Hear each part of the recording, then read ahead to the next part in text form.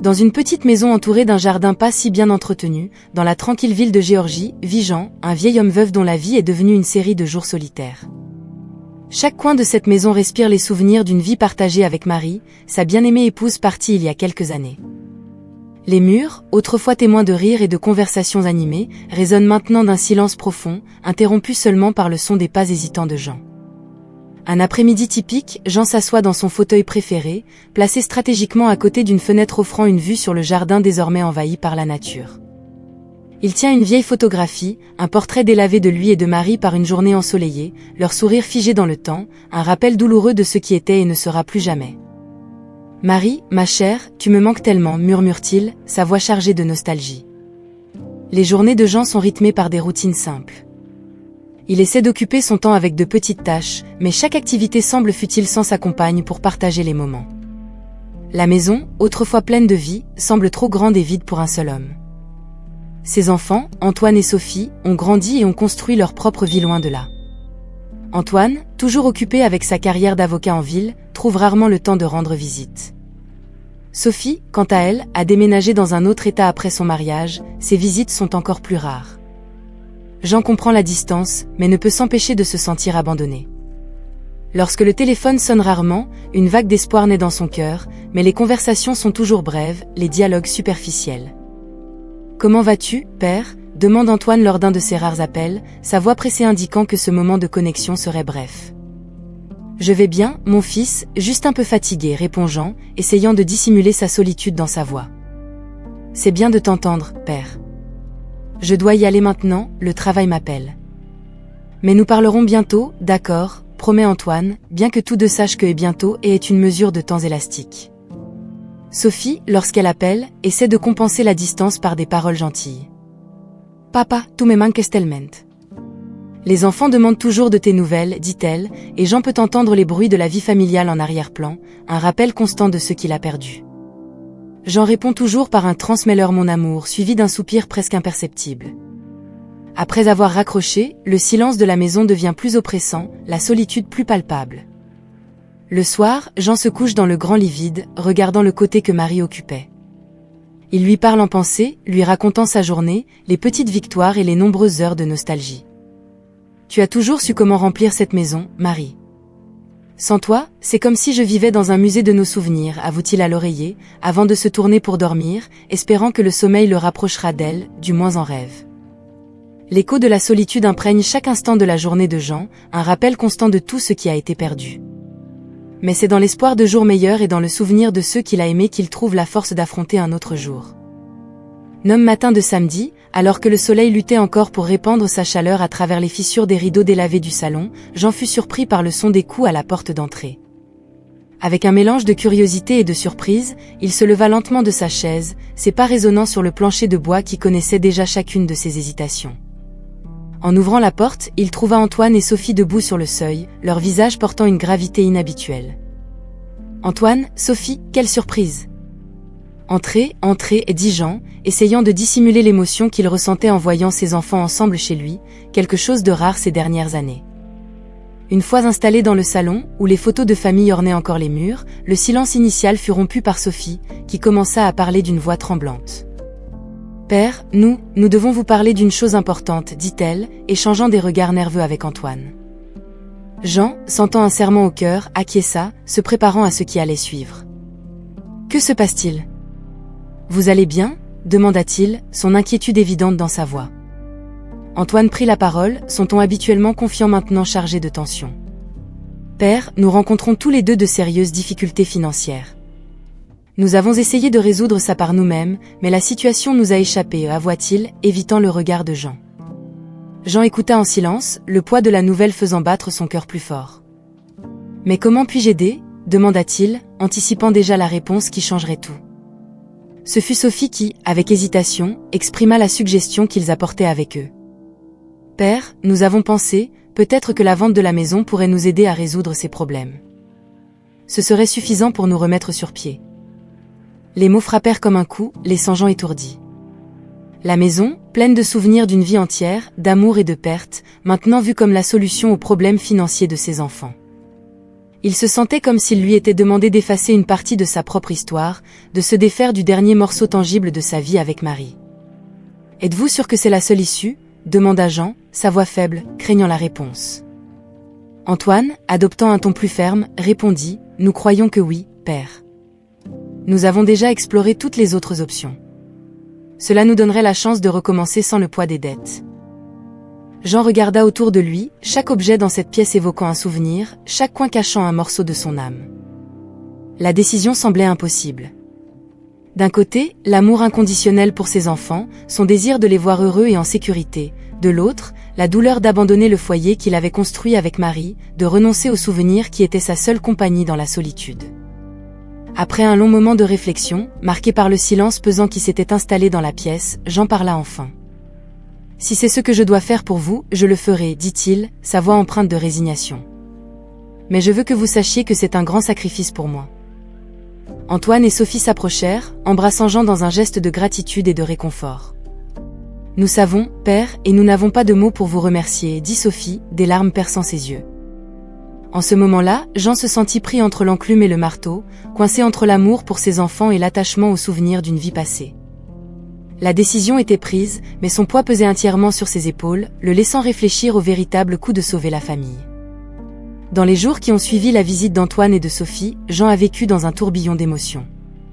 Chaque coin de sa maison semblait murmurer des souvenirs, chaque objet racontait une histoire, un fragment de la vie qu'il avait partagé avec Marie.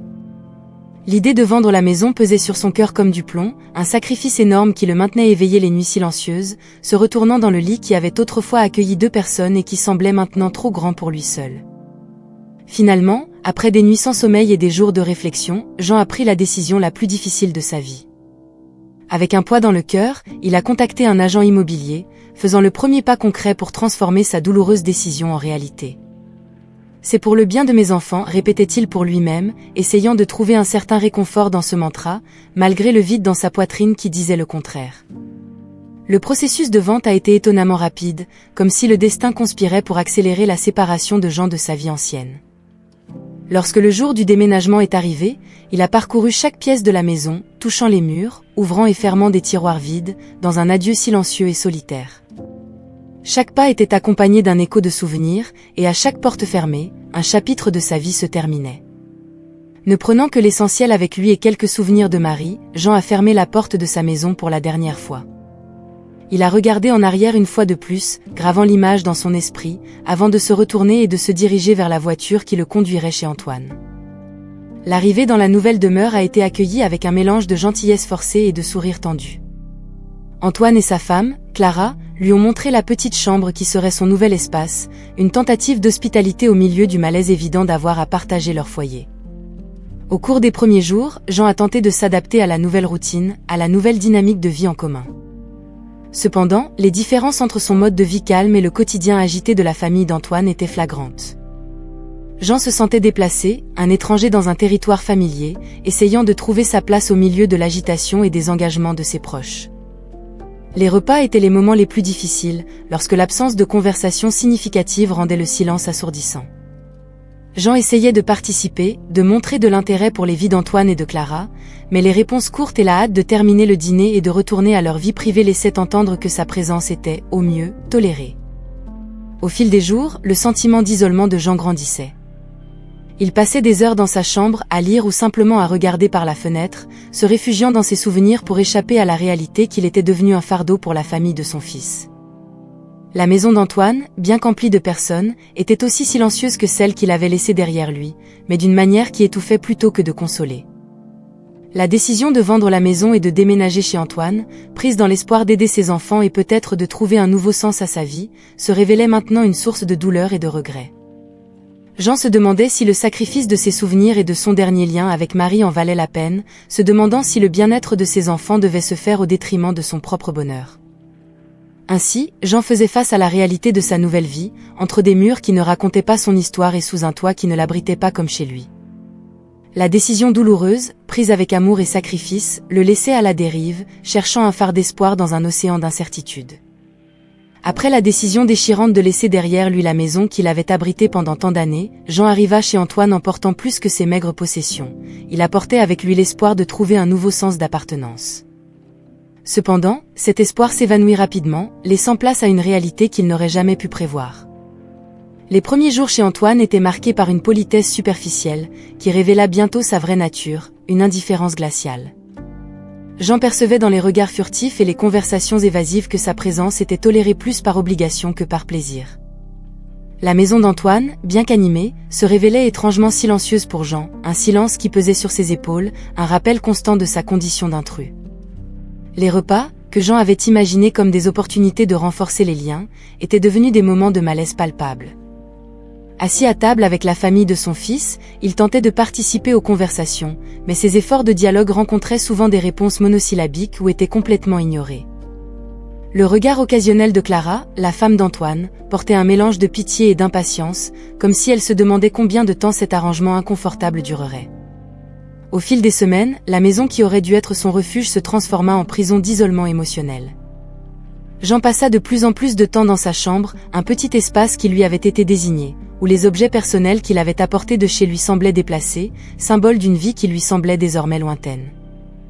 Dans ce refuge solitaire, les souvenirs de jours plus heureux le visitaient, apportant à la fois du réconfort et une douleur vive pour la perte non seulement de sa femme, mais maintenant aussi de tout sentiment de chez soi. La relation avec Antoine, que Jean espérait renforcer avec la cohabitation, ne fit que se détériorer. Les brèves interactions étaient marquées par un formalisme froid, et toute tentative de Jean de se connecter à un niveau plus profond était accueillie avec désintérêt ou pire encore, irritation. À un moment donné, Jean entendit Antoine se plaindre au téléphone de la situation compliquée que représentait le fait d'avoir son père à la maison, des mots qui transpercèrent son cœur comme une lame acérée. La profonde tristesse que Jean ressentait était plus que la douleur de la solitude, c'était le deuil d'une famille qu'il réalisait maintenant ne jamais pouvoir récupérer sous la forme qu'il avait imaginée. L'espoir d'un nouveau départ s'était dissipé, laissant à sa place l'amère réalité qu'il était devenu un fardeau pour son propre fils. Ce nouveau départ amer fut un coup dévastateur pour Jean, qui se retrouva plongé dans une profonde tristesse, remettant en question non seulement sa décision de déménager chez Antoine, mais aussi la valeur de sa propre présence dans la vie de ceux qu'il aimait le plus. Au milieu de ce tourbillon d'émotions, Jean commença à réfléchir à sa prochaine étape, espérant trouver un chemin qui le mènerait à la paix et à l'acceptation qu'il désirait tant. L'espoir d'un nouveau départ conduisit Jean à la porte de Sophie, sa fille, avec qui il espérait trouver le réconfort et l'acceptation qui lui avaient manqué chez Antoine. Portant ses maigres possessions, il franchit le seuil de la maison de Sophie avec un cœur hésitant, mais plein d'espoir, aspirant à une connexion familiale qui soulagerait le poids de sa solitude. Sophie accueillit Jean avec une étreinte chaleureuse et des mots de bienvenue qui, pour un bref instant, semblèrent dissiper les nuages de doute et de tristesse qui l'entouraient. La maison, emplie de vie et des rires des enfants, promettait d'être le refuge d'amour et d'appartenance que Jean désirait tant. Cependant, au fil des jours, la réalité de la nouvelle vie de Jean chez Sophie commença à se dessiner, et avec elle, la douloureuse prise de conscience que le schéma d'indifférence et de distance se répétait. Sophie, bien qu'initialement réceptive, se trouva bientôt absorbée par ses propres responsabilités, jonglant entre le travail et les enfants, laissant peu de place à la présence de Jean dans sa routine quotidienne. Les interactions de Jean avec sa fille et sa famille, d'abord pleines d'espoir, devinrent de plus en plus superficielles. Les repas partagés étaient marqués par des conversations rapides, avec Sophie souvent distraite ou pressée. Jean tentait de s'impliquer, racontant des histoires ou offrant son aide, mais ces tentatives trouvaient souvent un terrain stérile, où les graines de connexion qu'il tentait de semer ne parvenaient pas à germer. La présence constante mais silencieuse de Jean dans la maison devint rapidement une ombre qui passait inaperçue, un spectateur d'une vie familiale dont il se sentait de plus en plus exclu. L'abîme de sa solitude grandissait, amplifié par les murs de la maison qui, bien que remplis d'activité, n'offraient pas la chaleur et l'accueil qu'il recherchait. Les nuits étaient les plus difficiles, lorsque le silence de sa chambre faisait écho au sentiment d'isolement et de réflexion sur les choix qui l'avaient conduit à ce moment-là. Jean se demandait si la faute était la sienne, s'il aurait pu faire quelque chose de plus pour s'intégrer à la vie de sa fille et de sa famille, ou si la réalité de sa situation était simplement le résultat de circonstances qu'il ne pouvait pas contrôler. La quête de Jean pour le réconfort et la compréhension chez Sophie, au lieu d'atténuer la douleur de son existence fragmentée, ne fit que renforcer le sentiment qu'il n'appartenait pas à cet endroit, ni à la vie de ses enfants comme il l'avait imaginé. La dure vérité était que, malgré ses espoirs et ses efforts, il semblait ne pas y avoir de place pour lui dans le cœur et la routine de sa famille. Confronté à cette réalité, Jean se trouva à un carrefour émotionnel, réfléchissant à son prochain pas dans un voyage qui semblait de plus en plus solitaire. La nécessité de trouver un endroit où il pourrait vraiment se sentir chez lui devint non seulement un désir, mais une quête essentielle pour la restauration de sa paix intérieure et de sa dignité. Après les tentatives infructueuses de se reconnecter avec ses enfants, Jean se trouva confronté à la nécessité d'emprunter un nouveau chemin, un chemin qui le conduirait à un endroit où il pourrait vraiment se sentir chez lui. Avec les économies accumulées au fil des ans, il décida de faire quelque chose qu'il n'avait jamais envisagé auparavant, acheter une petite maison juste pour lui. C'était un pas vers l'indépendance et la reconstruction de sa vie, un acte d'affirmation personnelle face aux revers qu'il avait rencontrés. La maison que Jean choisit était modeste, située dans un quartier paisible où les arbres alignés sur la rue chuchotaient des histoires avec le balancement de leurs feuilles. Elle n'était pas grande, mais elle avait le charme et le confort qu'il recherchait, un refuge qui promettait d'être le théâtre de nouveaux départs. C'est dans ce cadre que Jean rencontra Gaston, un chien des rues qui apparut à sa porte un matin, comme s'il savait qu'il trouverait là un cœur amical. Gaston était un bâtard au regard vif et au pelage ébouriffé, qui, d'un simple remuement de queue, conquit le cœur de Jean. La décision de l'adopter fut instantanée, marquant le début d'une amitié qui apporterait à Jean une compagnie constante et un amour inconditionnel. Avec Gaston à ses côtés, Jean commença à explorer la vie sous un nouveau jour. Les matins étaient plus lumineux et les promenades dans le quartier devenaient une routine agréable, des moments où lui et Gaston partageaient le simple plaisir de leur compagnie mutuelle. La présence du chien apportait une énergie vitale à la maison de Jean, remplissant les espaces vides de joyeux aboiements et de courses enthousiastes à la recherche de jouets improvisés. Jean se consacra à de petits projets dans la maison, trouvant du plaisir dans des activités qui étaient auparavant passées inaperçues. Le jardin, négligé depuis des années, se transforma sous ses soins, fleurissant de couleurs et de parfums qui emplissaient les journées de beauté et de fierté.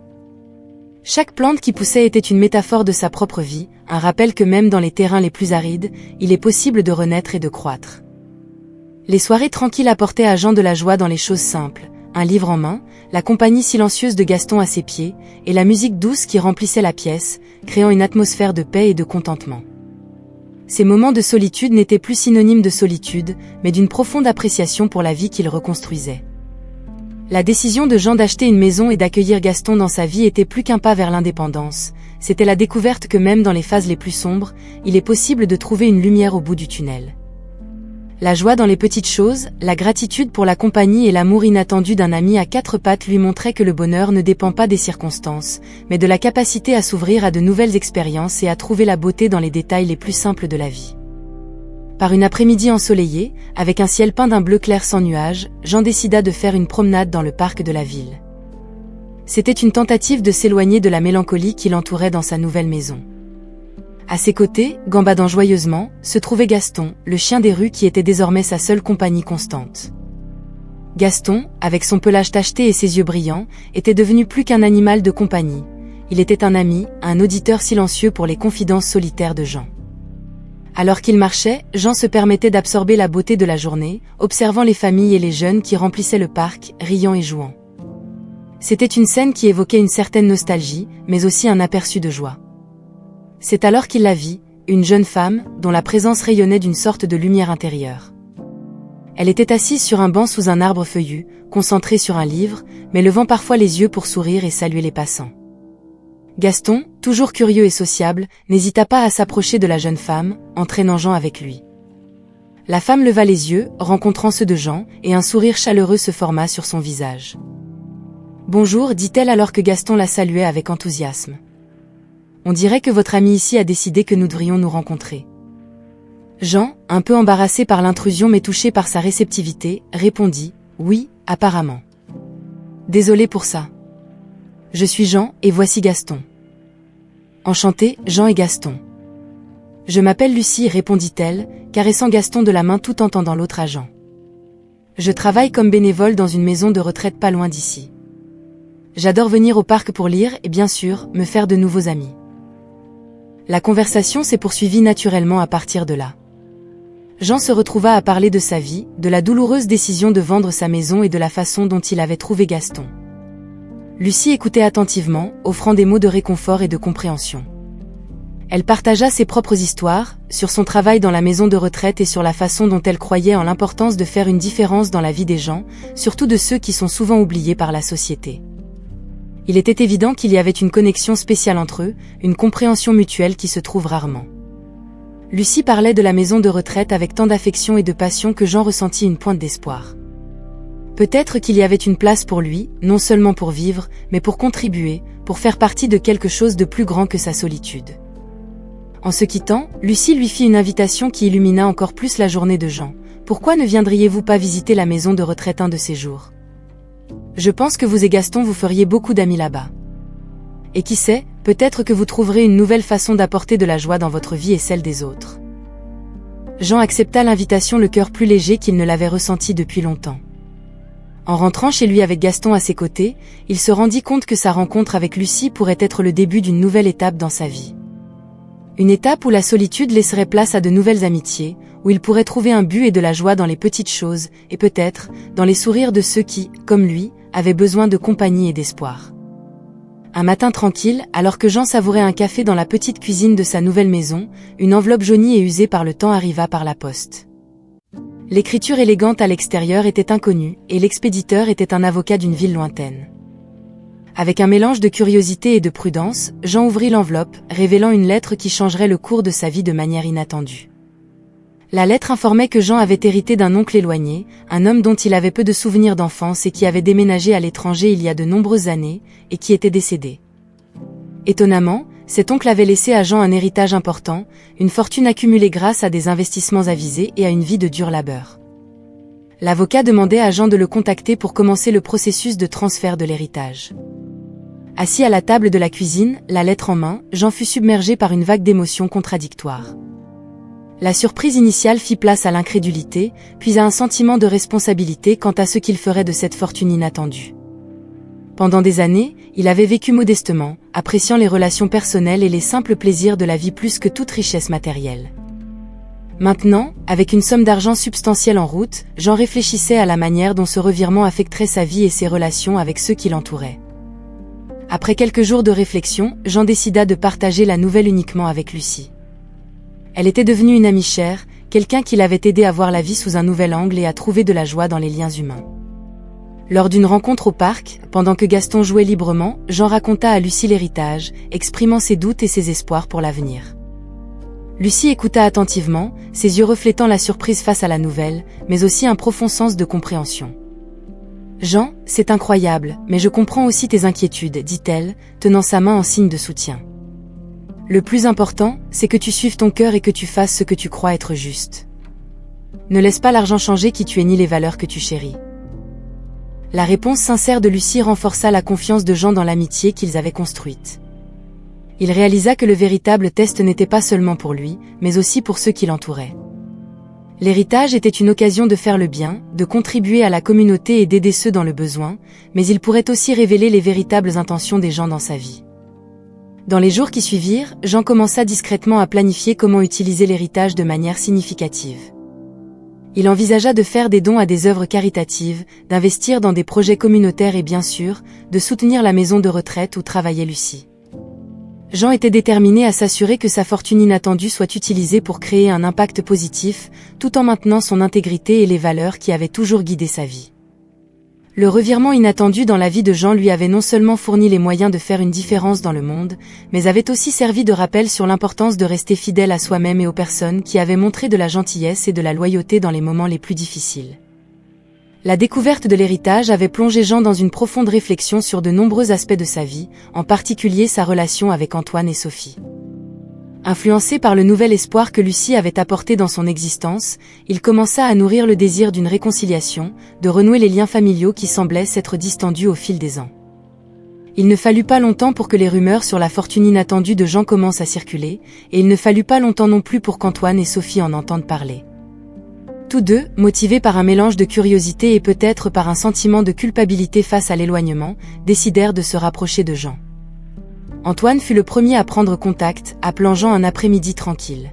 « Père, j'ai entendu dire que tu avais reçu de bonnes nouvelles récemment, » commença-t-il, essayant de paraître décontracté, mais la curiosité et l'anxiété dans sa voix étaient évidentes. Jean, quant à lui, confirma la nouvelle avec prudence, conscient des possibles intentions derrière l'attention soudaine de son fils. Sophie suivit peu de temps après, exprimant sa joie pour son père et suggérant qu'ils passent plus de temps ensemble en famille. « Pourrions-nous te rendre visite ce week-end » Les enfants meurent d'envie de revoir leur grand-père, dit-elle, une approche qui touchait le cœur de Jean, mais le laissait aussi divisé quant aux véritables motivations de ses enfants. Jean a accepté les rencontres, plein d'espoir mais prudent. Il voulait croire que l'héritage n'était pas la seule raison de ce changement d'attitude, que peut-être la nouvelle n'avait servi que de catalyseur pour un rapprochement sincère. La visite d'Antoine et Sophie fut agréable, marquée par des conversations sur des sujets triviaux et des mises à jour sur la vie de chacun. Jean s'efforçait de ne pas laisser le doute entacher ces moments, essayant de profiter de la compagnie de ses enfants et petits-enfants. Cependant, au fond de lui, il ne pouvait ignorer le doute persistant. Ce rapprochement aurait-il eu lieu si l'héritage n'avait pas été révélé ? Jean partagea ses préoccupations avec Lucie lors d'une de leurs promenades habituelles au parc. Elle écouta attentivement, offrant une perspective équilibrée. C'est naturel d'avoir ses doutes, Jean, mais peut-être que c'est une opportunité pour reconstruire les relations avec tes enfants, peu importe comment tout a commencé. Ce qui compte le plus, c'est ce qui se passe maintenant. Inspiré par les paroles de Lucie, Jean décida de donner le bénéfice du doute et de s'efforcer de renforcer les liens avec Antoine et Sophie, tout en restant prudent quant à son héritage. Il savait que la véritable valeur de la famille ne se mesurait pas en argent, mais dans les moments partagés, le soutien mutuel et l'amour inconditionnel. Et il était déterminé à redécouvrir cette valeur, pas à pas, avec ou sans la fortune qui faisait désormais partie de sa vie. Cependant, cette même nuit, Jean est décédé dans son sommeil. La nouvelle du décès soudain de Jean s'est répandue comme un voile sombre dans la communauté, touchant les cœurs et laissant une traînée de choc et de tristesse. Ceux qui le connaissaient, même de loin, ressentaient la perte d'un homme dont la bonté et la résilience s'étaient d'une manière ou d'une autre entrelacées avec leur propre vie. Lucie, en apprenant la nouvelle, a senti que le sol se dérobait sous ses pieds. La douleur était profonde, personnelle et accablante. Antoine et Sophie, confrontés à la perte soudaine de leur père, se sont retrouvés plongés dans un tourbillon de remords et de réflexions tardives. L'urgence de se rapprocher de Jean, qui semblait auparavant être un jeu d'intérêt mêlé à une véritable volonté de reconnexion, cédait maintenant la place à une douleur aiguë pour l'opportunité manquée de reconstruire des liens de manière sincère. Les préparatifs pour les funérailles étaient marqués par un silence lourd, chaque décision chargée de sens et de mémoire. La communauté s'est unie pour rendre hommage, partageant des histoires et des souvenirs qui dressaient le portrait d'un homme aimé de beaucoup, dont la simplicité et la générosité ont laissé des traces indélébiles. La lecture du testament, réalisée après les funérailles, promettait d'être un moment de formalité, mais est devenue le théâtre de révélations et de confrontations émotionnelles. La présence de membres de la famille, d'amis et de membres de la communauté reflétait l'attente mêlée au deuil collectif. Lucie, malgré le cœur lourd, était là, se sentant partie de la famille que Jean avait choisie dans ces derniers jours. Lorsque l'avocat commença la lecture, une tension palpable emplit l'air. Jean, connaissant bien la nature humaine et désirant protéger ce qu'il appréciait le plus, avait préparé son testament avec soin et intention. La surprise est venue lorsque la façon dont sa fortune serait distribuée s'est révélée différente de ce à quoi beaucoup s'attendaient. Jean avait stipulé que la majeure partie de son héritage serait destinée à des fondations caritatives, à la maison de retraite où travaillait Lucie et à des projets communautaires promouvant l'art et l'éducation. Pour Antoine et Sophie, il avait laissé non seulement une somme symbolique, mais aussi des lettres personnelles exprimant son amour inconditionnel et l'espoir qu'ils trouvent le véritable bonheur et un but dans leur vie, au-delà des biens matériels. La révélation du testament a suscité des réactions diverses. Alors que certains étaient émus par la générosité et la vision de Jean, d'autres, animés par des attentes déçues, se sentaient trahis.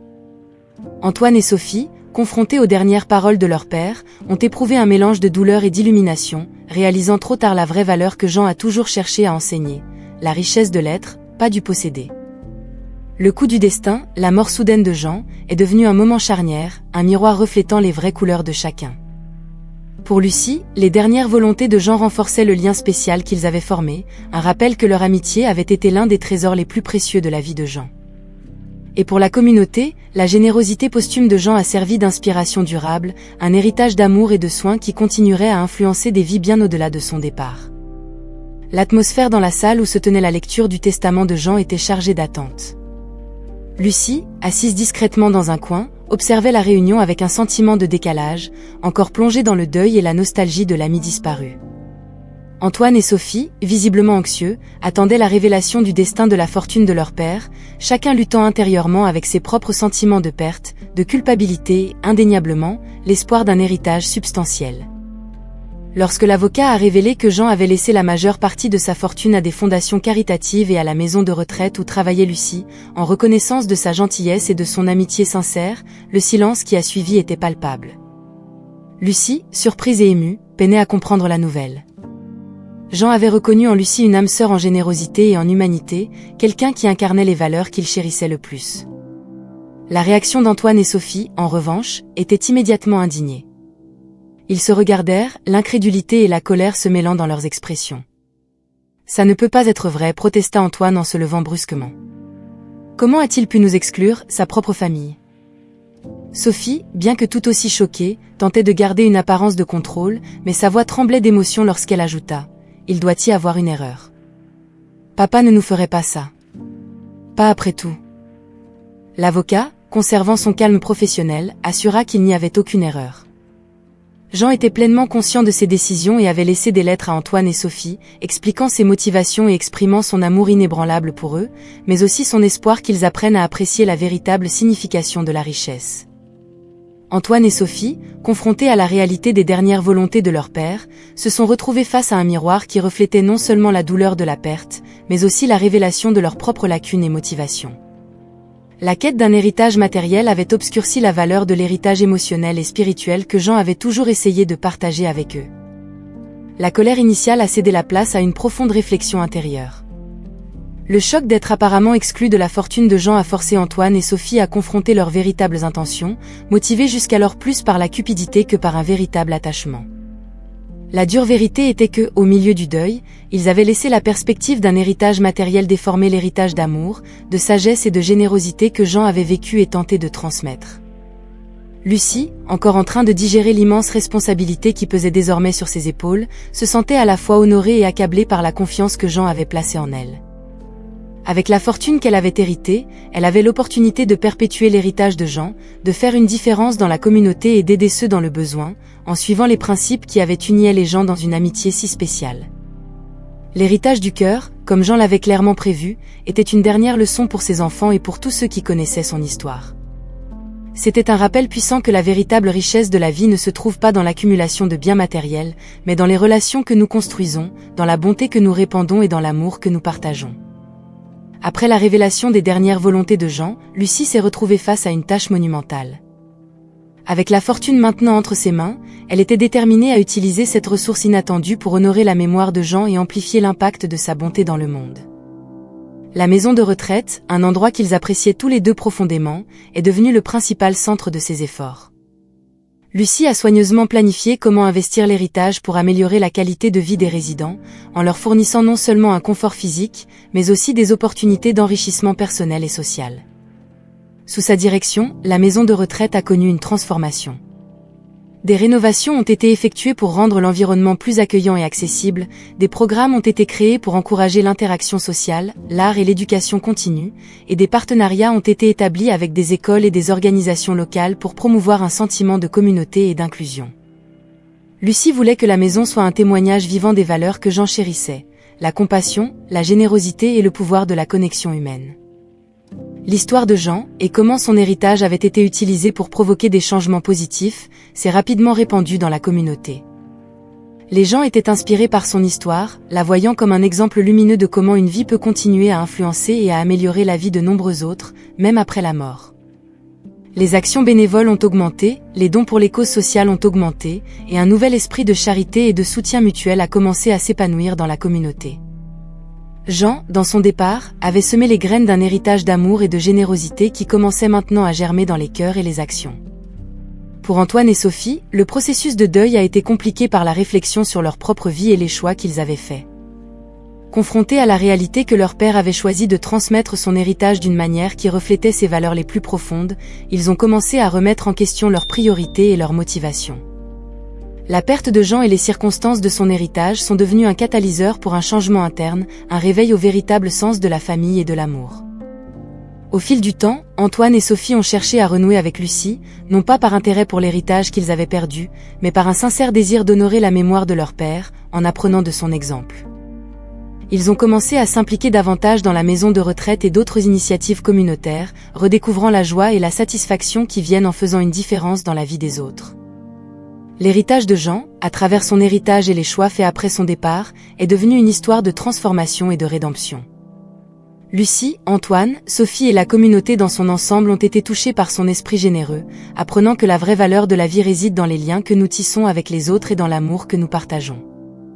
Jean avait laissé beaucoup plus qu'une somme d'argent, il avait laissé un héritage d'amour qui continuerait à croître et à inspirer, un rappel éternel que les richesses les plus précieuses sont celles du cœur.